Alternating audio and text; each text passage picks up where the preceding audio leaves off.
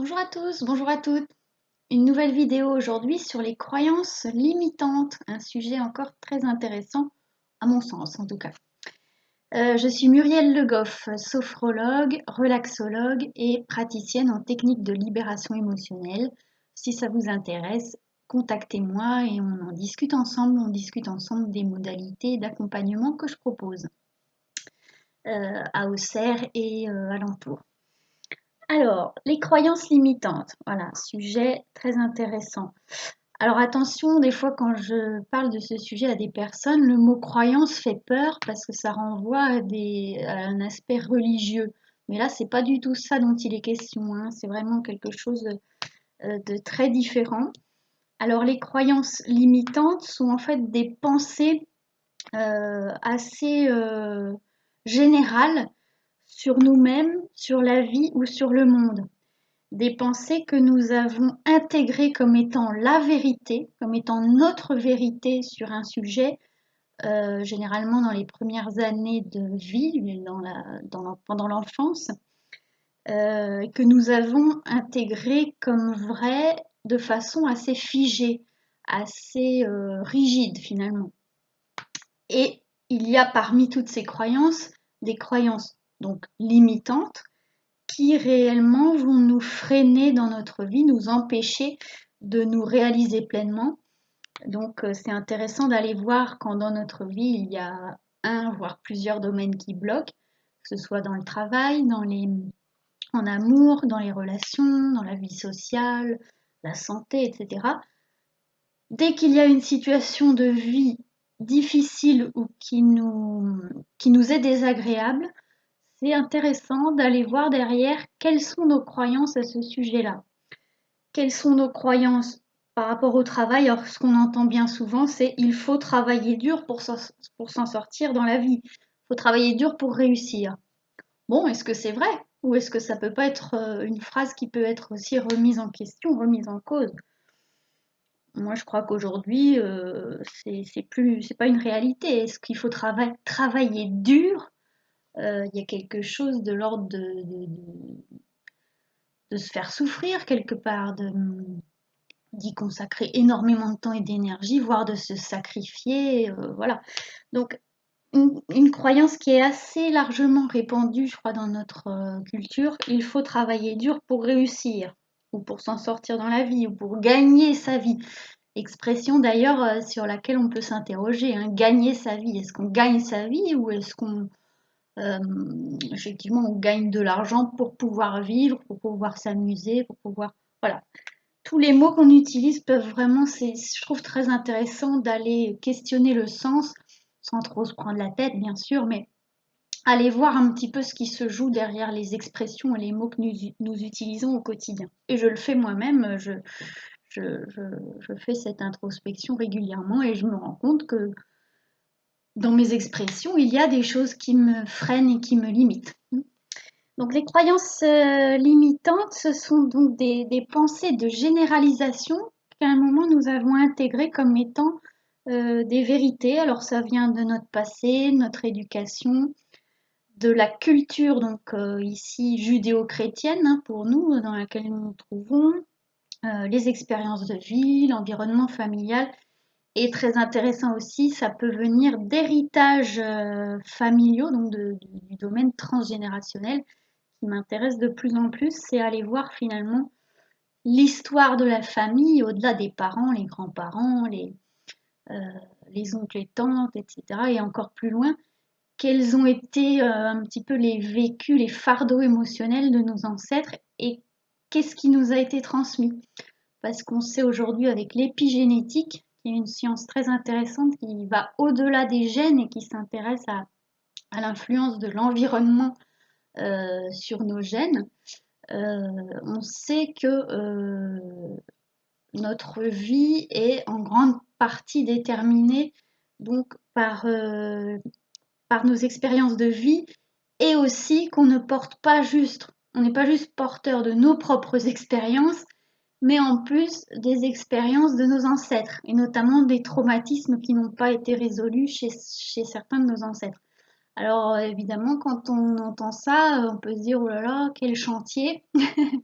Et c'est vrai que ça fait beaucoup d'éléments, à intégrer dans un travail personnel et en même temps, c'est passionnant.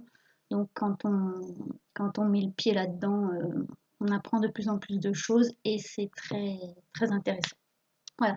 L'épigénétique, donc une science, qui est en plein essor actuellement, qui s'intéresse à ça et à comment justement les mémoires familiales sont transmises, dans le génome et dans ce qu'ils appellent maintenant l'épigénome. Voilà. Donc, c'est des choses assez intéressantes dont je reparlerai peut-être. Mais là, je reviens à mes croyances limitantes.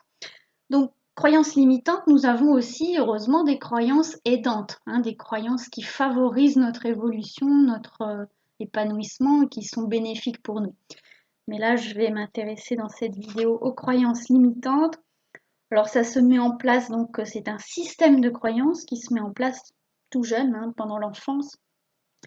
Chaque expérience de vie, surtout celles qui sont considérées par le cerveau comme un danger potentiel, vont laisser une trace. Et donc notre cerveau et notre organisme, qu'est-ce qu'il cherche à faire en premier quand il y a un danger? C'est la survie. D'ailleurs, c'est tout le temps le cas, hein. C'est comment maintenir l'organisme en survie, en équilibre. Et évidemment, quand on évolue, quand on avance dans sa vie, on a plutôt envie d'être au-delà de la survie, de sortir justement du mode survie dans lequel l'ego a tendance à nous maintenir. Alors des croyances limitantes, ça peut être, c'est des phrases vraiment de généralisation. On ne peut pas tout avoir dans la vie. Donc admettons une personne qui a une belle maison, un beau travail, bon, ça se passe pas bien dans son couple. Bah oui, mais on ne peut pas tout avoir dans la vie. Voilà, un exemple. Pour être aimé, je dois faire plaisir et donner aux autres. Sinon, je ne suis pas quelqu'un de bien. Ça peut même aller jusque-là. Je n'ai pas le droit à l'erreur. Il faut se couvrir. Ah oui, alors, il faut se couvrir en hiver quand il fait froid, sinon on attrape la grippe ou on s'enrhume. Est-ce que c'est vrai? Est-ce que c'est réellement vrai ça? L'argent c'est sale. Si je dis ma vérité aux autres, je ne vais pas être aimée, je vais pas être acceptée ou je vais blesser. Et des croyances de type je suis ou je ne suis pas, toujours en forme de généralisation. Je ne suis pas logique. Moi, c'est quelque chose que je peux dire assez souvent, je ne suis pas quelqu'un de logique. Ah, tout de suite, c'est vrai que ça enferme, hein, et ça met dans une case, quoi, hein. Je suis ou je ne suis pas sportif. Je suis trop gros pour plaire à quelqu'un. Je suis trop stupide, je ne suis pas assez intéressant, intéressante.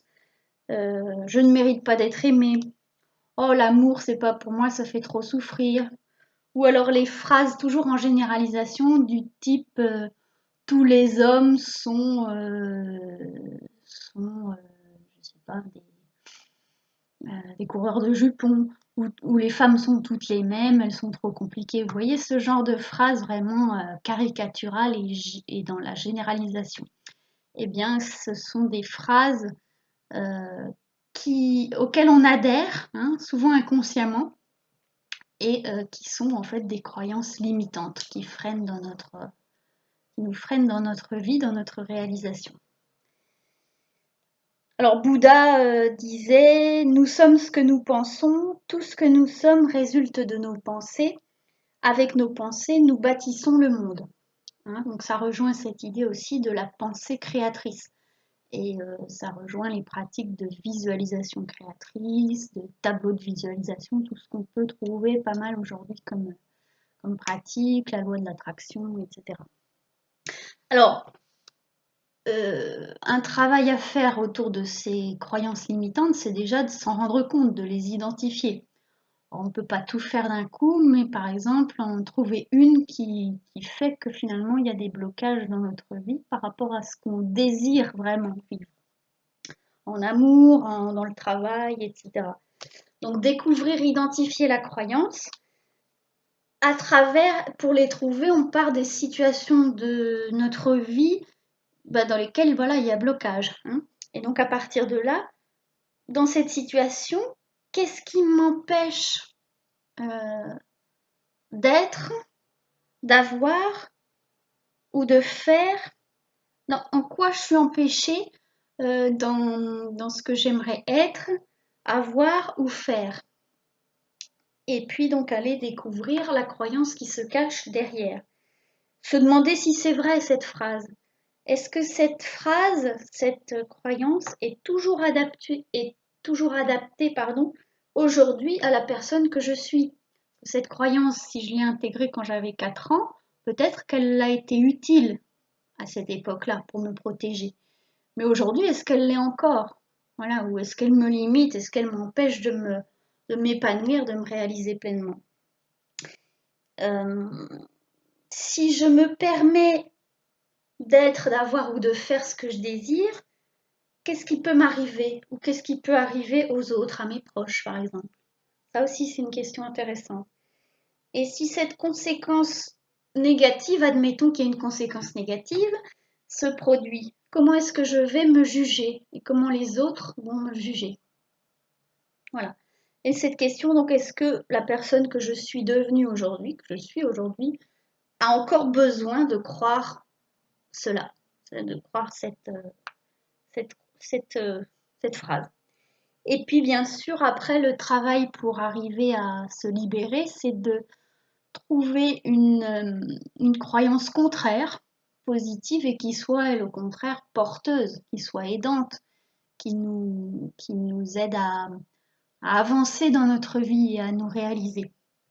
Donc, à la place de je ne mérite pas d'être heureux en amour ou je ne sais quoi, je ne mérite pas de gagner de l'argent, euh, si je gagne trop bien ma vie, je vais décevoir un tel et un tel, voilà. Qu'est-ce que je peux, par quoi je peux remplacer donc cette croyance? Je mérite de, parce que c'est mon droit de naissance, j'ai le droit. Qui est-ce qui dit que voilà? Et qu'est-ce qui va se passer si effectivement, qu'est-ce que je risque? Voilà. Donc il y a tout un tas de questions intéressantes à se poser. C'est un travail que l'on peut faire seul.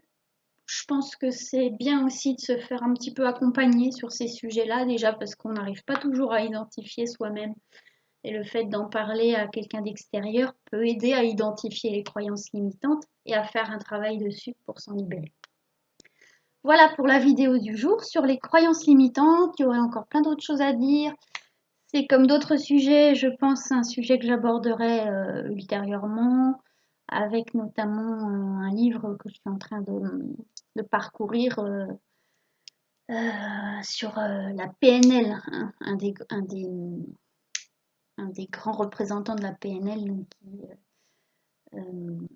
est, oh mince, je cherche, Robert Dilts, voilà.